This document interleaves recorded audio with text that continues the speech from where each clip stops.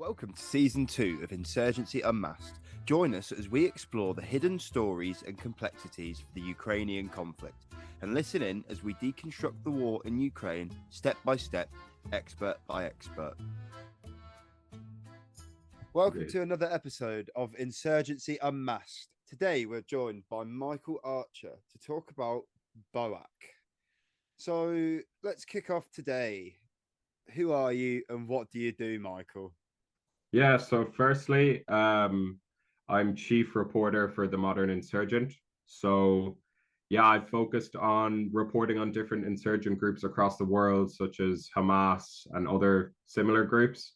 Um, in July this year, I traveled to Belfast to film a documentary on the 12th of July celebrations of the Orange Order. And yeah, that's pretty much it for me. This is my area of focus and my area of interest. And I've covered BOAK before in an article I wrote for Byline Times and also a video documentary I made with Antoine for the Modern Insurgent. So I have a bit of experience in their activities and speaking with some of their members. So yeah. Brilliant. So, who are BOAK? Yeah, so basically BOAK stands for the Anarcho-Communist Combat Organization, and they're basically a group of far-left anarchists that are primarily based in Russia and Belarus, and they're constantly engaged in sort of anti-war tactics in a bid to disrupt the Kremlin's war effort in Ukraine. So like their exact date of origin is kind of unclear, but they've gained significant prominence since the start of the Russian invasion last year. And I guess in the context of sort of the broader Russia-Ukraine war, they represent a very real sector of both Russian and Belarusian society that not only opposes the invasion of Ukraine, but is also like actively attempting to disrupt this war effort. So their tactics include things like sabotaging government infrastructure and dismantling railways. And this is something that people sometimes tend to sort of overlook when discussing people living under the Kremlin. So it's of course like unfair and completely inaccurate to presume that the Russian people just all support this war, and BOAK's presence is sort of indicative of this, I guess. But yeah. They're certainly one of the lesser known groups kind of active in the war at the minute. Why do you think that is? I would say they're lesser known in the sense that generally, like when the media is reporting on the war, they want to hear the big names and sort of eye-catching stories, that sort of thing.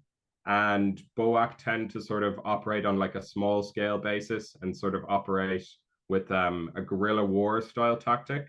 So they're structured in a sort of cell type structure where the people within their group, from what I can gather, don't actually interact to a great extent with other people. So this allows them to organize attacks across the country that might seem like on the surface as lone wolf attacks, but in reality are like part of a broader movement. So I guess sort of back to your question, I think that their activities are underreported partially because they are very, very paranoid about security and keep their operations and the publicity about their operations like to a really, really low degree, and they don't really report on it too much. They'll put up videos after they've carried out an attack, put out press statements and stuff in their Telegram, but they aren't actively giving too much information away, if that makes sense.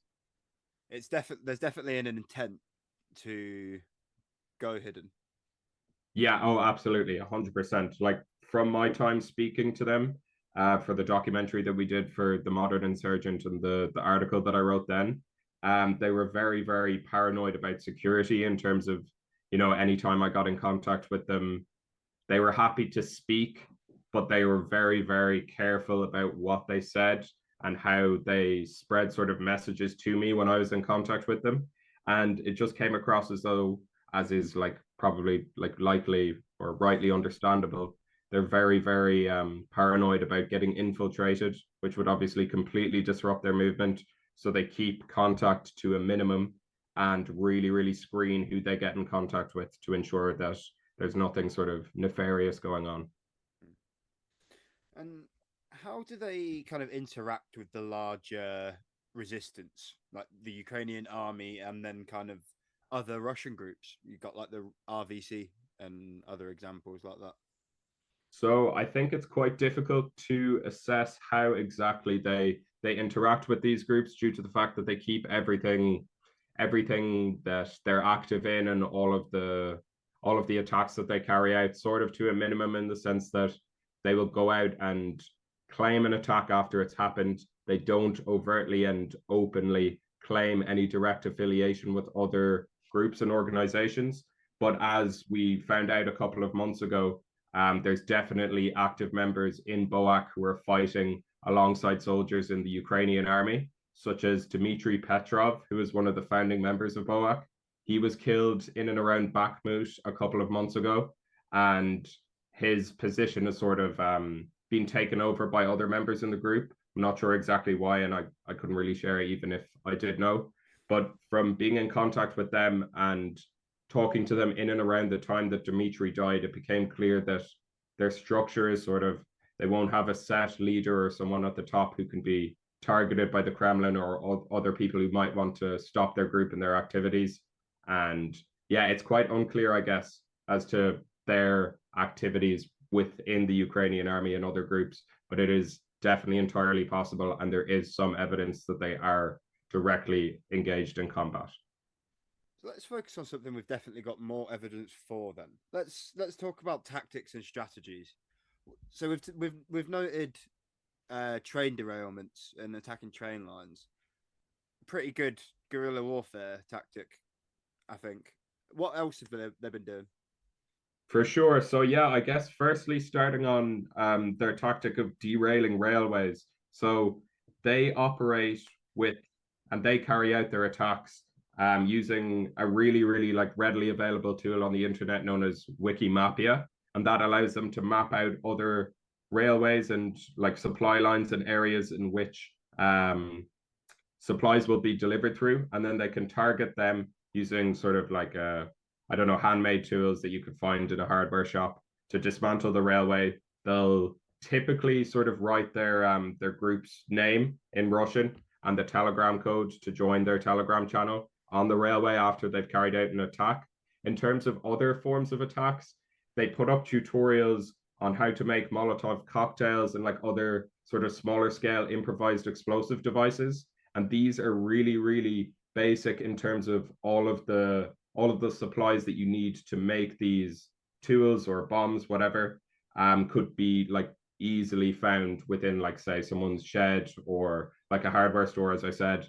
And yeah, they seem to be sort of focused on these methods of attacks. They have expressed in the past that they are willing to use firearms, but with an insurgency on this scale, obviously fighting against one of the largest militaries in the world and one of the most oppressive totalitarian regimes, they can't just engage in a full scale like man-to-man war. So they've had to just resort to these sort of tactics, which have proved to be quite effective. It's certainly a great niche to fill in kind of insurgency against a bigger army. You need to have people doing these kind of jobs. To what extent does BOAK's involvement in the war kind of have geopolitical implications, such as like inspiring other groups around the world?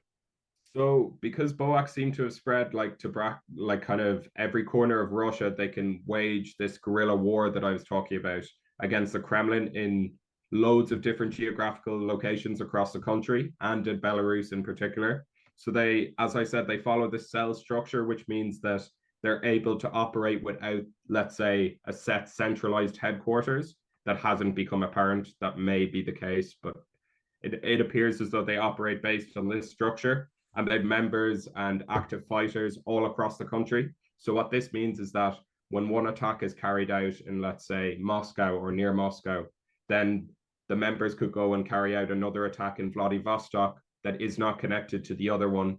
And the security forces, intelligence agencies, all of this sort of thing within the country are occupied in one area. So they're able to, I guess, cause geographical instability in all of these different areas that they're active in. And due to the fact that they're not concentrated into one set sort of area or region of focus, this means that they can cause small scale damage in the sense of the wider war effort, but can cause significant disruption in multiple different locations across Russia. with a series of attacks, and it doesn't necessarily need to be focused on one set location. The Modern Insurgent is completely independent. If you want to support our work and help boost independent journalism, please consider supporting us via Patreon at patreon.com/moderninsurgent. Thank you very much. Are BOAK the biggest left-wing or far left group fighting in Ukraine at the moment, do you think? I would say, yeah. I mean, in terms of they have gotten the most prominence on platforms like Telegram and Discord, Twitter, things like that. They seem to be the name that pops up the most when talking about these sorts of organizations. There are other similar organizations that were sort of there before them, such as the Black Bloc inside Russia.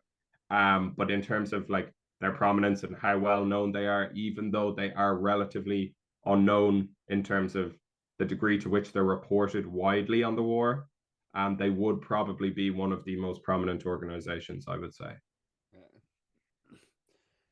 What challenges do researchers and journalists like yourself face when trying to understand groups like this?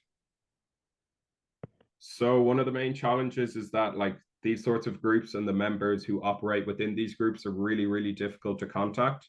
So for them to be successful from their point of view and meet their goals and objectives, they really need to avoid being infiltrated under like any circumstances.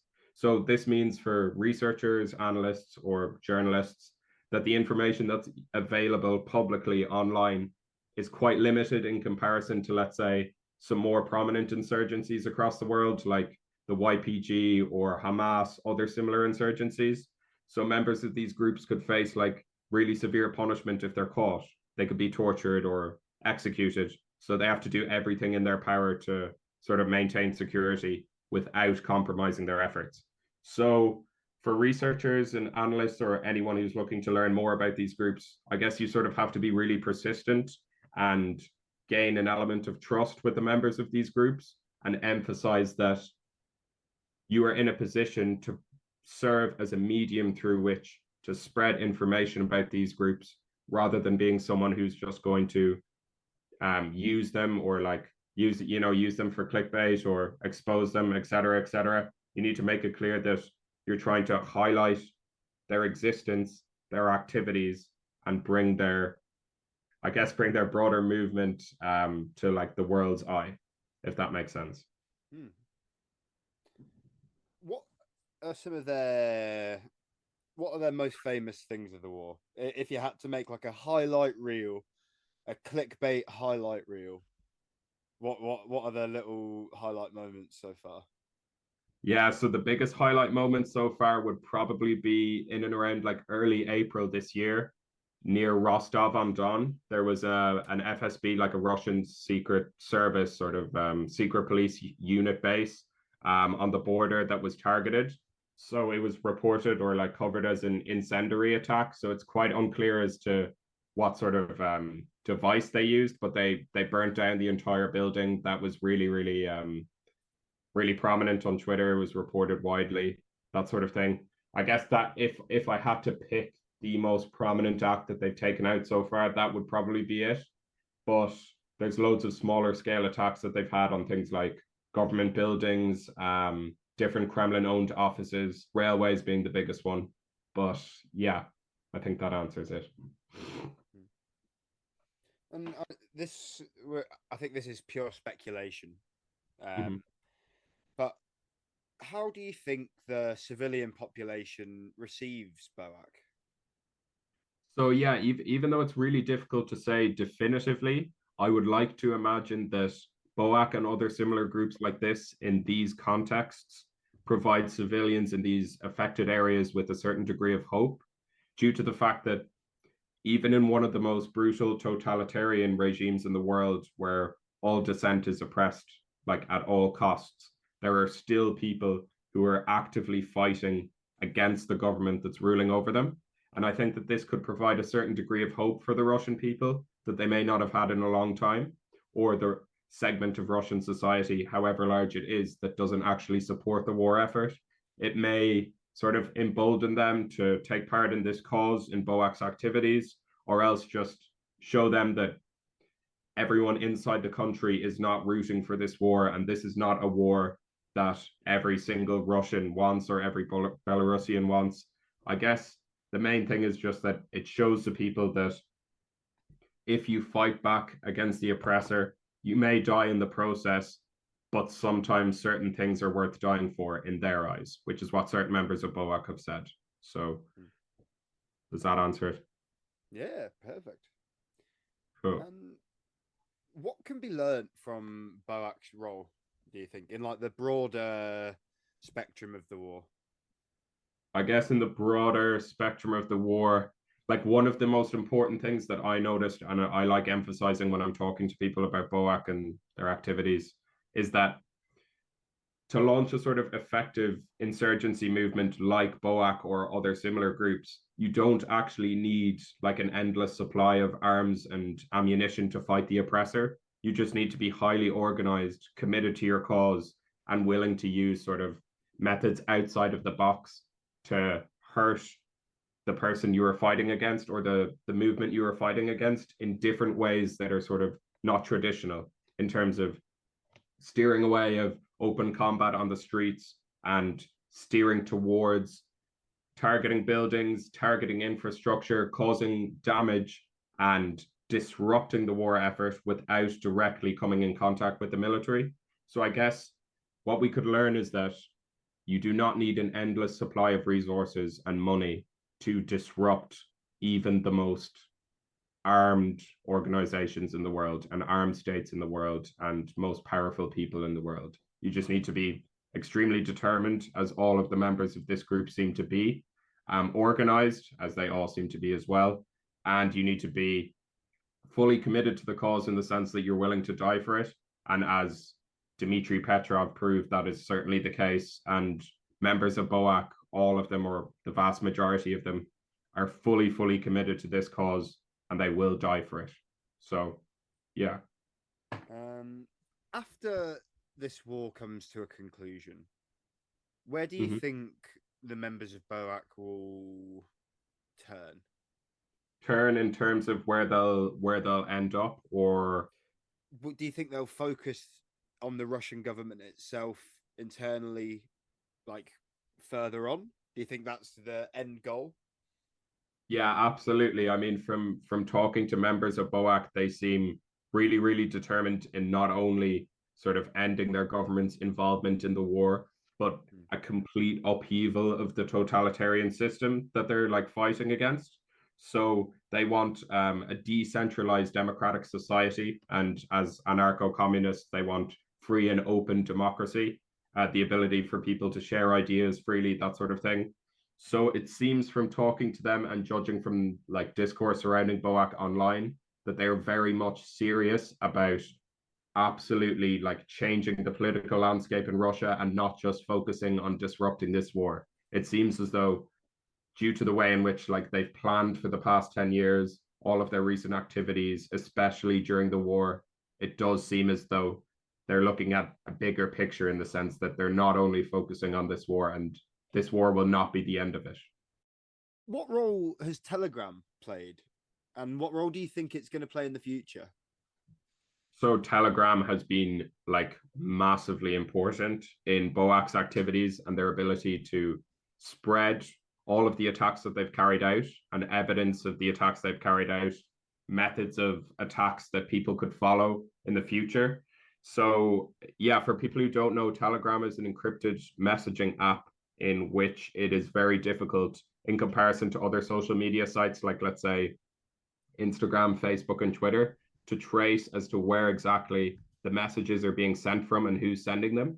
And this makes this really popular for groups like this and members of BOAK and other similar groups, because they can set up Telegram channels, share any press updates in the sense that like their view and commentary on ongoing events or recent attacks that have happened, recent updates in the war. They can share all this in a Telegram channel without disclosing the identity of any of the members involved. And they can also share other videos, as I was saying, They're like tutorials of how to make Molotov cocktails, how to make other similar like improvised explosive devices, and sort of spread their message in a way. So like in theory, anyone all over the world could join BOAK's Telegram, learn about them, send it to other people, and spread it around. And this may also be a way that they sort of receive funding in the future. It's quite unclear at the moment as to if there's anyone funding them. And I would be inclined to believe that there isn't significant funding coming from outside due to the sort of like rudimentary methods of attack that they follow. So I guess, yeah, in terms of recruiting people, I would say Telegram is hugely important, and more importantly, spreading their message and making sure that other people around the world are aware and may also support the cause in terms of donating money or else joining the cause themselves. Anything else you want to add? Not really. Support the Patreon, patreon.com/moderninsurgent. Go to moderninsurgent.org, where you can view all of our articles, different reports, investigations, and you can also support our work through our Patreon, which helps us sort of keep the lights on and fund future documentaries. So The Modern Insurgent is your impartial, independent, and academic guide in deconstructing the world's conflicts and insurgencies through our unique documentaries, podcasts, reports, and scholarly articles. Reporting on the underreported.